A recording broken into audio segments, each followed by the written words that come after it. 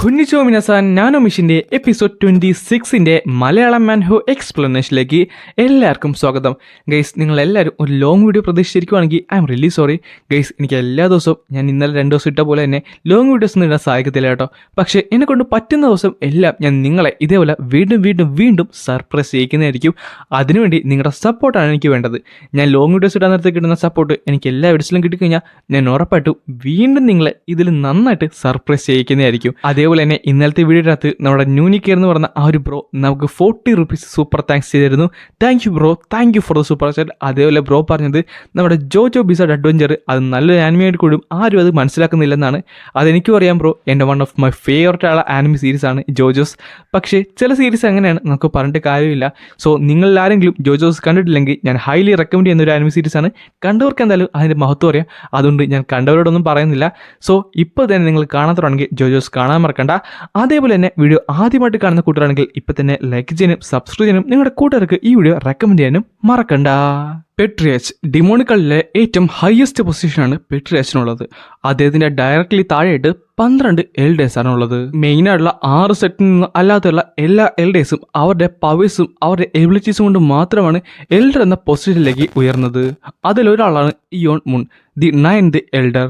Demonic dragon പ്ലാം സെറ്റിലെ ഒരു ഹയർ റാങ്കിങ്ങുള്ള ഒരു അപ്പർ റാങ്കിങ്ങുള്ള ഒരു പൊസിഷനാണ് പുള്ളിക്കാരനുള്ളത്. അത് മാത്രമല്ല ഡിമോണിക് കൾട്ടും റൈറ്റ്സസ് ഫാക്ടറിനുള്ള ഇതിനു മുമ്പത്തെ വാറിൽ നിന്നാണ് പുള്ളിക്കാരൻ ഈ ഒരു പദവി നേടിയെടുത്തതും. ഹയറുള്ള മാർഷൽ ആർട്സ് പവേഴ്സ് മാത്രമുള്ളത് കൊണ്ടല്ല, പുള്ളിക്കാരൻ്റെ കഴിവുകൊണ്ട് തന്നെ പുള്ളിക്കാരൻ 6 സെറ്റ്സ്, അതായത് മെയിനായിട്ടുള്ള 6 സെറ്റ്സുള്ള റൈവൽ ചെയ്യാനുള്ള ടാലന്റും പുള്ളിക്കാരൻ ഉണ്ടാക്കിയെടുക്കുകയും ചെയ്തു. പിന്നെ കാണിക്കുന്നത് നമ്മുടെ ഗ്യൂനയാണ്. പുള്ളിക്കാരൻ പതുക്കെ കൊന്തിയാണ് നടക്കുന്നത്. അല്ല, അവൻ കൊന്തുവാണല്ലോ, അവനെന്തെങ്കിലും പ്രശ്നമുണ്ടോ? ഈ സമയത്ത് അവൻ നേരെ ഇയോൻ്റെ തൊട്ട് ഫ്രണ്ടിൽ വന്നിട്ട് പറയും ചെയ്യും, അല്ല നിൻ്റെ കയ്യിൽ 6 ബാഡ്ജില്ലേ? അതെ, അതിലൊരെണ്ണം എൻ്റേതാണ്. ഡിമോണിക് ഡ്രാഗൺ പ്ലം സെറ്റിലെ ഒരാളായതുകൊണ്ട് തന്നെ എല്ലാവരും എന്നെ റിക്രൂട്ട് ചെയ്യാൻ നോക്കുന്നുണ്ടായിരുന്നു. പക്ഷേ എല്ലാ തവണയും ഞാൻ എല്ലാവരും ഡിക്ലൈൻ ചെയ്യുമായിരുന്നു. അങ്ങനെ യൂചാൻ 3ാമത്തെ തവണയും എന്നെ റിക്രൂട്ട് ചെയ്യാനായിട്ട് വന്നു. ഇത് ഞാൻ അവസാനമായിട്ടാണ് നിന്നോട് ചോദിക്കുന്നത്, നിനക്ക് എൻ്റെ ഫോളോവർ ആകാൻ താല്പര്യമുണ്ടോ? യങ് മാസ്റ്റർ യൂചാൻ ചിയോൺ, എന്നോട് ക്ഷമിക്കണം, പക്ഷേ എനിക്കിപ്പോൾ അതിന് താല്പര്യമില്ല. ഞാൻ അക്കാഡമിയിൽ ജസ്റ്റ് എൻ്റെ ട്രെയിനിങ് മാത്രമാണ് ഫോക്കസ് ചെയ്യുന്നത്. എന്നാൽ ഒട്ടും പ്രതീക്ഷിക്കാതെ അവൻ എന്നെ പെട്ടെന്ന് അസാൾട്ട് ചെയ്യേണ്ടായി.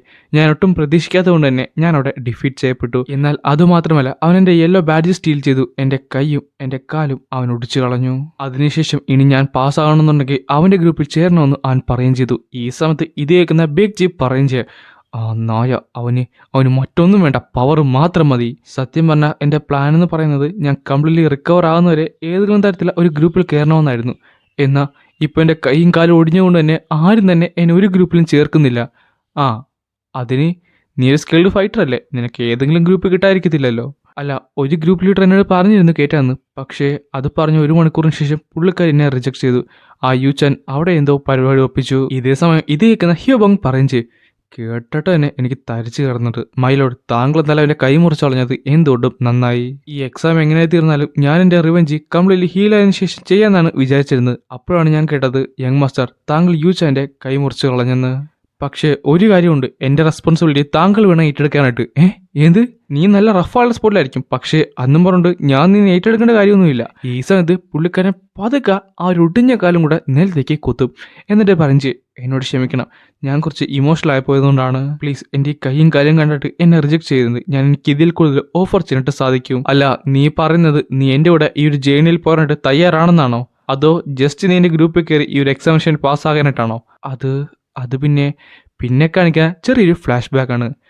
ഞാൻ ഒരു കാര്യം പറയാം, നീ അക്കാഡമിയിൽ ചേർന്ന് കഴിയുന്നിടത്ത് നീ കംപ്ലീറ്റ്ലി ന്യൂട്രലായിട്ട് വേണം നിൽക്കാനായിട്ട്. നീ ആരെങ്കിലും കണ്ട് അവർ നിനക്ക് സെർവ് ചെയ്യാൻ താല്പര്യം ഉണ്ടെങ്കിലും ആദ്യം കുറച്ച് നാൾ നീ സൂക്ഷിക്കണം. എന്നിട്ട് അവരെങ്ങനെയുള്ള ഒരാളാണെന്ന് കണ്ടുപിടിച്ചിട്ട് മാത്രമേ നീ സെർവ് ചെയ്യാൻ പാടുള്ളൂ. അല്ല, തൽക്കാലത്തേക്ക് ഞാൻ താങ്കളുടെ കൂടെ ചേർന്നിട്ട് കുറച്ച് നാൾക്ക് ശേഷം താങ്കളോട് പറഞ്ഞാൽ മതിയോ? എന്തായാലും അതിൽ നിന്നൊന്നും എടുക്കത്തൊന്നുമില്ല. ഓ അങ്ങനെയാണോ? എങ്കിൽ വേണ്ട, എനിക്ക് ആവശ്യമില്ല. അയ്യോ അങ്ങനെ? മൈലോട്ട് ഒരു മിനിറ്റ്, ആ ശരിക്കും ടൈറ്റാണ് സ്പോട്ടാണ് ഇരിക്കുന്നത്.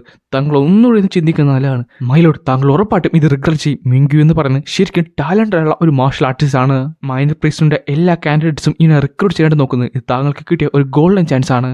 ഈ സമയത്ത് വാങ്ങും പറയും ചെയ്യും, മൈലോഡ്, എനിക്കും പറയാനുള്ളത് താങ്കൾ അവനെ റിക്രൂട്ട് ചെയ്യണമെന്നാണ്. അവനൊരു ഗ്രൂപ്പിൻ്റെ ലീഡറായിരുന്നു, എന്നിട്ട് പോലും താങ്കളുടെ ഫ്രണ്ട് അവൻ നെയിൽ ചെയ്തു. എനിക്ക് തോന്നുന്നു ഒരു ഹയർ ചാൻസ് തന്നെയുണ്ട് അവൻ നമ്മുടെ ഫോളോവർ ആകാനായിട്ട്.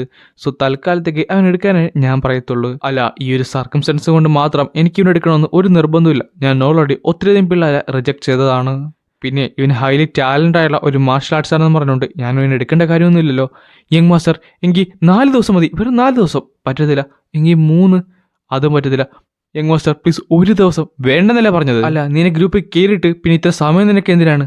അത് ഞാനോ അവൻ്റെ ഫേഷ്യൽ മോഡ് അനാലിസിസ് ചെയ്തോളൂ. Activating facial analysis mode. അത് പിന്നെ താങ്കൾ എങ്ങനെയുള്ള ഒരാളാണെന്ന് അറിയാൻ വേണ്ടിയാണ്.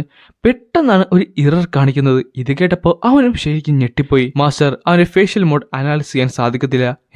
അതെന്താണ്? ടാർജറ്റ് ഒരു ആർട്ടിഫിഷ്യൽ സ്കിൻ മാസ്ക് യൂസ് ചെയ്തിട്ടുണ്ട്. ശരിയാണ്. ഒന്നുകൂടെ ശ്രദ്ധിച്ച് നോക്കാൻ നേരത്ത് അവന്റെ കാതും അവന്റെ ഫേസും നല്ല ഡിഫറൻസ് ഉണ്ട്. അത് ശരിക്കും ഒരു ഹ്യൂമൻ മാസ്ക് ആണോ? പക്ഷേ ഇവന്റെ ഫേസ് എന്തിനാണ് ഇവൻ ഹൈഡ് ചെയ്യുന്നത്? ടാർജറ്റിന്റെ ബോഡിയുടെ ഫേസ് മാത്രമാണ് ഈ ഒരു ആർട്ടിഫിഷ്യൽ സ്കിൻ യൂസ് ചെയ്തിട്ടുള്ളത്. പക്ഷേ എന്തിന്? പിന്നെ ടാർജറ്റിന്റെ എസ്റ്റിമേറ്റ് ഏജ് ഏകദേശം 15 to 17 ആണ്. അതുമാത്രമല്ല ടാർജറ്റ് ഒരു ഫീമെയിൽ ആണ്. അപ്പോൾ ഇവന്റെ ട്രൂ ഐഡന്റിറ്റി ഇവൻ ഫീമെയിൽ ആണെന്നോ? അല്ല, ഇദ്ദേഹം കണ്ടെത്തിയോ? അദ്ദേഹം കോൺസ്റ്റന്റ് ആയിട്ട് എൻ്റെ നെക്ക് ഉയർവാണല്ലോ നോക്കുന്നത്. എന്തെങ്കിലും പ്രശ്നം ഉണ്ടാകുമോ? ചാൻസ് ഇല്ല. ഇവൻ സാർ ലീക്ക് പോലും എൻ്റെ ഒരു ഫേസ് കണ്ടുപിടിക്കാൻ സാധിച്ചില്ല. പിന്നെയാണോ? അല്ല, നീ ഒരു പെൺ? അല്ല, അതൊന്നുമില്ല. ഞാൻ ഡിസൈഡ് ചെയ്ത് കഴിഞ്ഞു. ഞാൻ താങ്കളെ എന്തായാലും ഫോളോ ചെയ്യാനായിട്ട് ഡിസൈഡ് ചെയ്ത് കഴിഞ്ഞു. യങ് മാസ്റ്റർ പ്ലീസ് എന്നെ സെലക്ട് ചെയ്യൂ. Please please please. അല്ല, ഇത് കുറച്ച് പെട്ടെന്നായിരുന്നല്ലോ. പ്ലീസ് ഇപ്പോൾ പറയാൻ വന്നത് പുറത്തേക്ക് പറയല്ലേ. നമുക്ക് തൽക്കാലം വേറെ എവിടെയെങ്കിലും പോയി സംസാരിച്ച പോരെ? എങ്കിൽ ഓക്കെ. ഈ സമയത്ത് പെട്ടെന്ന് അവൻ പോയിട്ട് പറയുകയും ചെയ്യും, ഗിയു ഗ്രൂപ്പ് ലീഡർ. നീ ഇപ്പോൾ ഗ്രൂപ്പ് ലീഡർ അല്ലേ? എങ്കിലും കുഴപ്പമില്ല. എഴുന്നേക്ക്. ഓക്കെ. ഗിയു, നിന്നെ കണ്ടൽ സന്തോഷം. എൻ്റെ പേര് വാങ് ചുവൽ കോന്നാണ്. ഞാൻ ബിഗ് ജി. ഞാൻ ഹ്യൂബോഗ് എന്ന് പറഞ്ഞിട്ട് അവരാട്ടെ എല്ലാവരും പരിചയപ്പെടുന്നുണ്ട്. എൻ്റെ ചെറിയ ഗ്രൂപ്പ് ഇപ്പോൾ അത്യാവശ്യം ആൾക്കാരെയൊക്കെ ആയിട്ട് വലുതാകുന്നുണ്ട്. എനിക്കിപ്പോൾ ഏകദേശം 26 ന്യൂ ഫോളോവേഴ്സിനെ കിട്ടിയിരിക്കുന്നു. അതിനർത്ഥം 53 പേരോളം എൻ്റെ ഗ്രൂപ്പിൽ ചേർന്നിട്ടുണ്ട്. എന്തായാലും ഈ 53 പേര് 6 ഗ്രൂപ്പായിട്ട് ചേഞ്ച് ചെയ്യണം. എന്നിട്ട് ഓരോരുത്തർക്കും യെല്ലോ ബാഡ്ജ് വെച്ച് കൊടുക്കണം. എങ്കിൽ മാത്രമേ ഇത് മുമ്പിലേക്ക് പോകത്തുള്ളൂ. ഗ്രൂപ്പ് 1ൻ്റെ ലീഡർ എന്തായാലും വാങ്ങാട്ടും. ഗ്രൂപ്പ് 2ൻ്റെത് ബേഗ്ജി. ഗ്രൂപ്പ് 3ൻ്റെത് ഷാങ് വാ ഹോ ആയിരിക്കട്ടെ. ഗ്രൂപ്പ് 4 ഉമിഞ്ച. ആൻഡ് ഗ്രൂപ്പ് 5ൻ്റെ ലീഡർ പ്രീവിയസ് അല്ല, ഗ്രൂപ്പ് 12ൻ്റെ ലീഡർ അല്ല, ഗാൽ ഇയോൺ ആണ്. അങ്ങനെ അക്കാഡമിയിൽ തന്നെ ഏറ്റവും ലാർജസ്റ്റ് ആയുള്ള ആർമിയുടെ ലീഡർ ആയിട്ട് ഇയോൺ ചിയോൺ മാറി. പിന്നെ കാണിക്കുന്നത് അപ്രോക്സിമറ്റ്ലി 8 മണിയാണ്. അവിടെ അവർ രണ്ടുപേരും നിപ്പുണ്ടായിരുന്നു. അല്ല, അപ്പൊ ഇത് നിന്റെ ട്വിൻ ബ്രദറിന്റെ ഫേസ് ആണോ? അതെ, ഞങ്ങൾ ജനിക്കുന്നതിന് മുമ്പ് എൻ്റെ അച്ഛനെ ദൂരെയുള്ള ഒരു ഫോറിൻ ലാൻഡിലേക്ക് ഒരു മിഷന് വേണ്ടി അയച്ചിരുന്നു. എന്നാൽ അവിടെ വെച്ച് അദ്ദേഹത്തിനെ കണ്ടുപിടിക്കുകയും ഈവൽ ഫാക്ഷൻ അദ്ദേഹത്തിനെ കൊല്ലുകയും ചെയ്തു. ഈ ഒരു ന്യൂസ് എൻ്റെ അമ്മ അറിഞ്ഞതിന് ശേഷം എൻ്റെ അമ്മ കംപ്ലീറ്റ്ലി ഒരു ഷോക്കായിരുന്നു. ആ സമയത്താണ് അമ്മ ഞങ്ങളെ പ്രസവിക്കുന്നതും. എൻ്റെ ബ്രദർ യു കംപ്ലീറ്റ്ലി ഡിഫറൻ്റ് ഉള്ള ഒരാളായിരുന്നു. പുള്ളിക്കാരൻ ജനിച്ചപ്പോൾ തന്നെ ഒരു ഡിസബിലിറ്റി ഉണ്ട്. ആ ഒരു ന്യൂസ് കാരണം എൻ്റെ ഗ്രാൻഡ് ഫാദറും ശരിക്കും ഷോക്കായി. അതുവേണ്ടിയാണ് അദ്ദേഹം ഇത് മറച്ചു വെച്ചത്. അറ്റ്ലീസ്റ്റ് നീയെങ്കിലും മാർഷൽ ആർട്ട് ടാലൻ്റല്ലേ ജനിച്ചത്. പക്ഷേ ഇത്ര മറച്ചു വെക്കേണ്ട കാര്യമുണ്ടോ? എന്തായാലും ഒരാളിത് അറിയുമല്ലോ. ഈ 6 സെക്റ്റും ഞങ്ങളുടെ ഡിമോണിക് ഡ്രാഗൺ പ്ലാൻസിനെ അവരുടെ കീഴിലാക്കാനാണ് നോക്കിക്കൊണ്ടിരിക്കുന്നത്. അതുകൊണ്ട് തന്നെ എപ്പോഴും ഞങ്ങളുടെ അവിടത്തേക്ക് കല്യാണമൊക്കെ അവർ ആലോചിക്കാറുണ്ട്. ഞാൻ കേട്ടത് വെച്ച് നോക്കാറുണ്ട്, ഡിമോണിക് പ്ലാംസിലെ എല്ലാ മെൻസിനായിരിക്കും അവരുടെ ചീഫ് ആകാനുള്ള അധികാരമുള്ളത്. ഇപ്പൊ ഗ്യുവങ്ങനെ കല്യാണം കഴിച്ചു കഴിഞ്ഞാൽ ഇവളുടെ ഭർത്താവിന്റെ കയ്യിലേക്ക് എല്ലാം തന്നെ ചെന്നെത്തുന്നതായിരിക്കും. സോ അതിനുവേണ്ടിയാണ് തൽക്കാലം ഞാൻ മെയിൽ അറ്റാക്ക് ചെയ്തുകൊണ്ട് അക്കാഡമിയിലേക്ക് കയറാനായിട്ട് തീരുമാനിച്ചത്. ഞാൻ എൻ്റെ സെറ്റിനെ ഗ്രാൻഡ് ഫാദറിനെ എല്ലാവരെയും നന്നായിട്ട് കൺവിൻസ് ചെയ്തുകൊണ്ടാണ് ഇവിടേക്ക് വന്നത്. അല്ല, ഒരു കാര്യം കൂടെ, നിങ്ങളുടെ ജെൻഡർ വ്യത്യാസമുണ്ട്. നീ നിന്റെ ബ്രദറിന്റെ ഫേസ് കൊടുത്ത്, പക്ഷേ പേര് മാത്രം അത് വേറൊന്നും കൊണ്ടല്ല. ഇപ്പൊ എന്തെങ്കിലും തരത്തിൽ എനിക്കൊരു ഇഷ്യൂ വന്നു കഴിഞ്ഞാൽ എൻ്റെ ബ്രദറും അതേപോലെ എൻ്റെ സെക്റ്റും ഇതിനകത്ത് പെടാൻ പാടില്ല. അതുകൊണ്ട് മാത്രമാണ് ഇവൾ ഇത്തരം വലിയ പ്രശ്നങ്ങളിലൂടെ കടന്നു പോകുന്നതെന്ന് എനിക്ക് അറിഞ്ഞുകൂടായിരുന്നു. ഇപ്പൊ താങ്കൾക്ക് എന്തായാലും മനസ്സിലായി കാണും ഞാൻ എന്തുകൊണ്ടാണ് ഈ ഒരു ഹ്യൂമൻ സ്കിൻ മാസ്ക് ഇടുന്നതെന്ന്. പിന്നെ ഇതാരോടും പറയില്ലേ, അതൊരു പ്രോമിസ് ആണ് കേട്ടോ. ഓക്കെ. അല്ല, അപ്പൊ നിന്റെ ഒച്ചയോ? ഇപ്പോൾ ഓക്കെ ആയില്ലേ? ശരിയാണ്. നേരത്തെ ഒരു പയ്യൻ്റെ വോയിസ് പോലെ ആണെങ്കിൽ ഇപ്പോൾ കറലി ഒരു ജെൻറ്റിലുള്ള ഒരു ഗേൾസിൻ്റെ വോയിസ് പോലെയുണ്ട്. സത്യം പറഞ്ഞാൽ എനിക്ക് തൊണ്ട നന്നായിട്ട് വേദനിക്കാറുണ്ട് അങ്ങനെ സംസാരിക്കാൻ നേരത്ത്. ഇപ്പം നാച്ചുറലായിട്ട് സംസാരിക്കാൻ നേരത്ത് എന്ത് സുഖമാണെന്നറിയാവോ? അയ്യോ, ഞാൻ മറന്നുപോയി. സത്യം പറഞ്ഞാൽ എല്ലാ ദിവസവും രാത്രിയിൽ ഞാൻ ഒരു സംഭവം തേക്കണം, അല്ലെങ്കിൽ എൻ്റെ ഹ്യൂമൻ സ്കിൻ മാസ്ക് എപ്പോഴെങ്കിലും പൊളിഞ്ഞ് പോകാവുന്നതാണ്. അല്ല കോപ്പ്, ഇത് വരുന്നില്ലെന്ന് പറഞ്ഞിട്ട് പെട്ടെന്നിട്ട് അവളത് വലിച്ച് പൊളിക്കുകയും ചെയ്യും. ആ സമയത്ത് അവളുടെ റിബണും അതിൻ്റെ ഇടക്ക് പെട്ടു. അങ്ങനെ അവളുടെ ആ ഒരു ഫേസ് മാസ്കും അതേപോലെ തന്നെ ആ ഒരു റിബണും താഴത്തേക്ക് അഴിഞ്ഞു വീണു. എൻ്റെ കൈയും കാലും ഒടിഞ്ഞതിന് ശേഷം ഇത് തേക്കുന്നത് കുറച്ച് പാടുള്ള കാര്യമാണ്. പക്ഷേ ഈ സമയത്ത് തന്നെ ഇയോനാട്ടെ കംപ്ലീറ്റ്ലി ഞെട്ടിത്തെരിച്ചിരിക്കുവാണ്.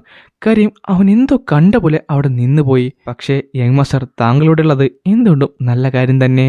താങ്കൾ തൽക്കാലം ഒന്ന് തുറന്നു പിടിക്കോ? ഇങ്ങനെയാ? അങ്ങനെ അത് തുറന്നു പിടിക്കാൻ നേരത്ത് അവളാട്ടെ അതൊക്കെ അതിനകത്ത് തേച്ച് പിടിക്കുകയും ചെയ്യും. താങ്കൾക്കിപ്പോൾ മനസ്സിലാവുന്നുണ്ടായിരിക്കും ഞാൻ എന്തും പത്തനം പാടുവിട്ടാണ് ഇതൊക്കെ ചെയ്യുന്നതെന്ന്. ഈ സമയത്ത് ഇവൻ്റെ മനസ്സിൽ എന്തൊക്കെ ഒരു ഫീലിംഗ് ആണ്. അവൻ എന്ത് പറയണമെന്ന് അറിയാമല്ല, അവളുടെ ഭംഗി കണ്ട് അങ്ങനെ ആസ്വദിച്ച് നിൽക്കുവാണ്. പറഞ്ഞാൽ ഇത്രയും ഭംഗിയുള്ള ഒരാളെ ഞാനിപ്പോൾ കണ്ടിട്ടുണ്ടോ? എന്തായാലും കുഴപ്പമില്ല, താങ്കൾ ഈ സീക്രറ്റ് മറച്ചു വെക്കുമെന്ന് വിചാരിക്കുന്നു പറഞ്ഞിട്ട് അങ്ങനെ അവർ നിൽക്കുകയും ചെയ്യും. ഞാനെന്തായാലും കംപ്ലീറ്റ്ലി റിക്കവർ ആയതിനു ശേഷം ഞാൻ എന്തായാലും ട്രെയിനിങ് ഒക്കെ സ്റ്റാർട്ട് ചെയ്തോളാം. അല്ല നീ ഇപ്പോൾ എവിടെ നിൽക്കുന്നത്? ഞാൻ ആ ഒരു ട്രെയിനിങ് റൂമിൻ്റെ അടുത്തുള്ള റൂമിൽ തന്നെയാണ്. ഓ അപ്പോൾ താങ്കളുടെ റൂം ഇവിടെയാണല്ലേ? അതെ, ഞാൻ ബിൽഡിംഗ് 4 റൂം 7 എന്തായാലും ഞാൻ നിങ്ങളുടെ ഗ്രൂപ്പിലേക്ക് കയറിയില്ലേ, ഞാൻ എത്രയും പെട്ടെന്ന് തന്നെ ഇവിടേക്ക് ചേഞ്ച് ചെയ്തോളാം. അപ്പോൾ പോയിട്ട് വരാമെന്ന് പറഞ്ഞിട്ട് അവളാട്ടെ പോവുകയും ചെയ്യും. ആ ഏ അല്ല ഒരു മിനിറ്റ്, അവൾ ഇവിടേക്ക് ചേഞ്ച് ചെയ്തല്ലേ പറഞ്ഞത്? പിന്നെ കാണിക്കുന്നത് ഒരുത്തനെ ആരൊരാൾ അറ്റാക്ക് ചെയ്യുന്നതാണ്. ആ അറ്റാക്ക് ചെയ്യപ്പെടുന്നവെന്ന് പറഞ്ഞാൽ പിയോങ് മോൺ എന്ന് പറഞ്ഞ ഡിമോണിക് ബോൺ സെറ്റിലെ ഒരാളാണ്. ആ അറ്റാക്ക് ചെയ്യുന്നതിനാട്ടെ നല്ലൊരു ഇടി വെച്ച് കൊടുത്ത് അവനെ താഴ്ത്ത് ഇടുന്നുകൊണ്ട് അറ്റാക്ക് ചെയ്ത് മറ്റാരല്ലാന്ന് നമ്മുടെ മുഖിയം ചെയ്യണമായിരുന്നു. എങ്ങളോട് മുഖിയം ഇൻഫോർമൽ ആയ സമയത്ത് തന്നെ ബാക്കി എല്ലാവരും ശരിക്കും സ്ട്രോങ്ങറായി മാറി. എനിക്ക് വിശ്വസിക്കാൻ സാധിക്കുന്നില്ല, ഒരു മേയർ അപ്പർ സൈഡിലുള്ളവൻ ഇത്രയധികം ഫോം വരെ പിടിച്ചു നിൽക്കുമായിരുന്നെന്ന്. എന്തായാലും അദ്ദേഹത്തിന് 60 വർഷത്തോളമുള്ള ഇന്നൽ പോസ് ഉള്ളത് എന്തുകൊണ്ടും നന്നായി. അല്ലെങ്കിൽ പിന്നെ ജെഹിയോൺ ബാ നമുക്ക് പോകാം, എല്ലോ ബാഡ്ജ് കിട്ടിയിരിക്കുന്നു. ഞാൻ ആ മോൺസ്റ്ററിനെ ഡിഫീറ്റ് ചെയ്യണമെന്നുണ്ടെങ്കിൽ ഇനിയും എനിക്ക് ശരിക്കും പവർ വേണം. ഞാൻ ഉറപ്പായിട്ടും ഇനി സ്ട്രോങ്ങർ ആകും. ഇയോൺ ചിയോൺ നീ വെയിറ്റ് ചെയ്തോ, ഞാൻ ഉറപ്പായിട്ടും നിന്റെ അടുത്തേക്ക് എത്തുന്നതായിരിക്കും. പിന്നെ കാണിക്കുന്നത് ഡോർമെട്രി 4 ആണ്.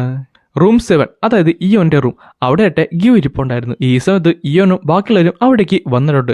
അവനാട്ടെ പറയും ചെയ്യും, കോപ്പ് ഇത് നല്ലതല്ല, ഇത് പ്രശ്നമാണ്. അവളാട്ടെ മാസ്ക് ഇട്ടുണ്ട്, പക്ഷേ ഇവിടുത്തെ യഥാർത്ഥ പ്രശ്നം കൊണ്ട് പെട്ടെന്നാണ് ചൂടെടുക്കുന്നത് പറഞ്ഞു ഹിയോബങ് അവൻ്റെ ഉടുപ്പ് കണ്ടിട്ട് തുടങ്ങിയത്. കോപ്പ് എനിക്കറിയാമായിരുന്നു. പിന്നെ കാണിക്കുന്നത് ഉടുപ്പൂരിക്കൊണ്ട് അങ്ങോട്ട് വിടുന്ന ഹിയോബോങ്ങിനെ തിരിച്ച് ഉടുപ്പില്ലാതെ തിരിച്ചിങ്ങോട്ട് വരുന്ന ഹിയോബോങ്ങിനെയാണ്. ഞാൻ എന്തായാലും കുളിക്കാൻ പോന്നു. കോപ്പ് ഗിയോ എന്നോട് ക്ഷമിക്ക്, ഇവിടെ വെച്ച് നിന്റെ ഡിഗ്നിറ്റി എനിക്ക് സേവ് ചെയ്യാൻ പറ്റുമെന്ന് തോന്നില്ലെന്ന് പറയുന്ന നേരത്ത് അവന്മാരെല്ലാവരും ഡ്രസ്സൊക്കെ ഊരിട്ട് അവിടേക്ക് ബാത്ത് ചെയ്യാനായിട്ട് പോകുവാണ്. അല്ല നിനക്ക് കുഴപ്പമൊന്നുമില്ലല്ലോ?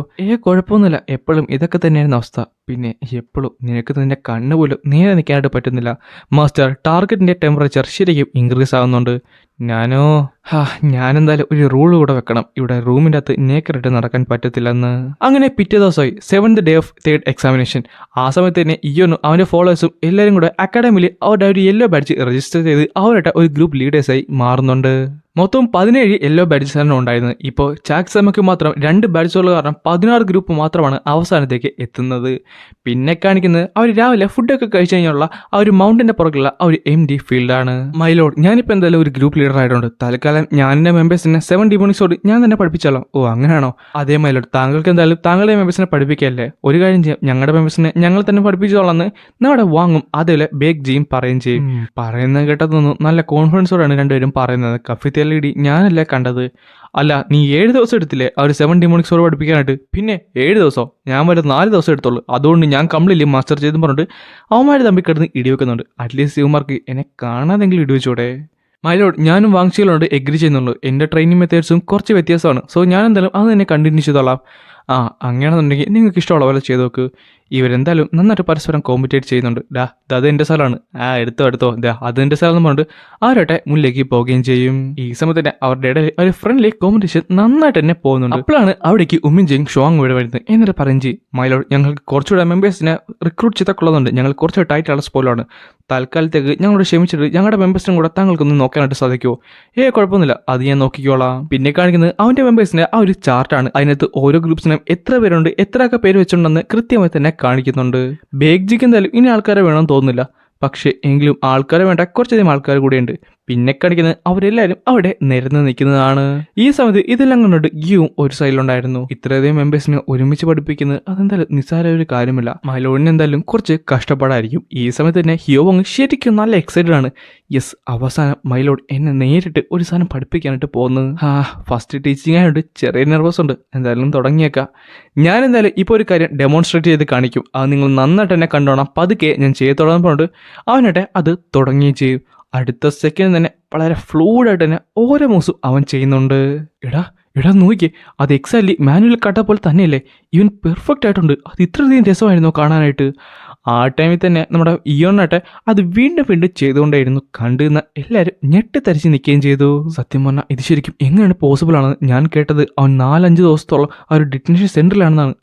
അതിനകത്ത് കിടന്നുണ്ട് ഇവൻ ഇത്രയധികം നന്നായിട്ട് മാസ്റ്റർ ചെയ്തെന്ന് പറയുന്നിടത്ത് അവനാട്ടെ അത് കംപ്ലീറ്റ്ലി ചെയ്ത് കഴിഞ്ഞിട്ടുണ്ട്. നിങ്ങളെല്ലാവരും നന്നായിട്ട് കണ്ടെന്ന് മനസ്സിലാക്കുന്നു. യെസ് മൈ ലോഡ്, ഇനി ഞാൻ നിങ്ങളെ എല്ലാവരും ഹെൽപ്പ് ചെയ്യാനായിട്ട് പോകുവാണ്. നിങ്ങളുടെ 7 ഡിമൺ സോട്ട് ടെക്നിക്ക് റിഫൈൻ ചെയ്യാനായിട്ട്. ഇത് കേട്ടപ്പോൾ എല്ലാവർക്കും ശരിക്കും ഹാപ്പിയായി. ആ ടൈമിൽ ഹിയോബങ് പറഞ്ഞു, മൈലോഡ് എങ്കിൽ ഞാൻ തന്നെ പറഞ്ഞിട്ട് പുള്ളിക്കാരൻ നേരെ ആ സ്റ്റാൻസിലേക്ക് മാറി. അല്ല നീ എന്താണ് ഈ പറയുന്നത്? നിങ്ങൾ ഓരോരുത്തരെ വിളിച്ചിരുത്തി പഠിപ്പിക്കണമെങ്കിൽ എത്ര നേരം എടുക്കും അത് അറിഞ്ഞൂടെ? ഞാൻ നിങ്ങളെ എല്ലാവരും ഒരുമിച്ചാണ് പഠിപ്പിക്കാനായിട്ട് പോകുന്നത്. ഇത് കേട്ടപ്പോൾ അവരെല്ലാവരും ഒന്ന് സൈലൻസ് ആയി. എന്നിട്ട് എല്ലാവരും കൂടെ ഞെട്ടിത്തരിച്ചുകൊണ്ടാണ് ഈ ഒരു ചാപ്റ്റർ ഇവിടെ അവസാനിക്കുന്നത്.